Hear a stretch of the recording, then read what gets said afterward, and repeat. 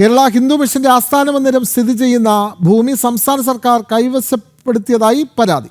യാതൊരുവിധ അറിയിപ്പുകളും നൽകാതെയാണ് സർക്കാർ ഈ ഭൂമി ഒരു സംഘടനയ്ക്ക് കൈമാറിയത്. അയ്യ വൈകുണ്ഠനാഥൻ, വിദ്യാധിരാജ ചട്ടമ്പിസ്വാമികൾ, ശ്രീനാരായണ ഗുരുദേവൻ തുടങ്ങിയ മഹാപുരുഷന്മാരുടെ ചിത്രങ്ങളോട് കൂടിയ സമന്വയ ഭവൻ സ്ഥാപിക്കാനാണ് സർക്കാർ തയ്യാറെടുക്കുന്നത്. കേരള ഹിന്ദു മിഷന് ഉടമസ്ഥാവകാശമുള്ള ഭൂമിയിൽ അനുമതിയില്ലാതെ സർക്കാർ ചെയ്യുന്ന പ്രവർത്തനത്തിൽ നിയമ നടപടിയുമായി മുന്നോട്ടു പോകുമെന്ന് കേരള ഹിന്ദു മിഷൻ ഭാരവാഹികൾ അറിയിച്ചു. ഞങ്ങളറിയാതെ അതിലെ വേറൊരു സംഘടനയ്ക്ക് സ്ഥലം കൊടുത്തു അത്രേ സർക്കാരിനങ്ങനെ ഇതിൻ്റെ ഉടമസ്ഥാവകാശം കേരള ഹിന്ദു മിഷനാണ്. കേരള ഹിന്ദു മിഷൻ അറിയാതെ അത് വിൽക്കാൻ ആർക്കും അവകാശമില്ല.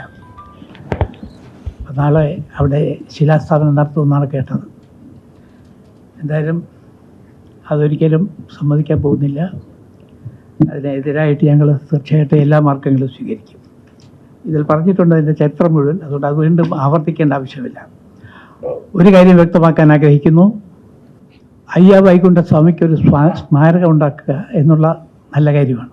അതിൽ നമുക്ക് യാതൊരു എതിർപ്പുമില്ലെന്ന് മാത്രമല്ല പൂർണ്ണ സമ്മതമാണ്.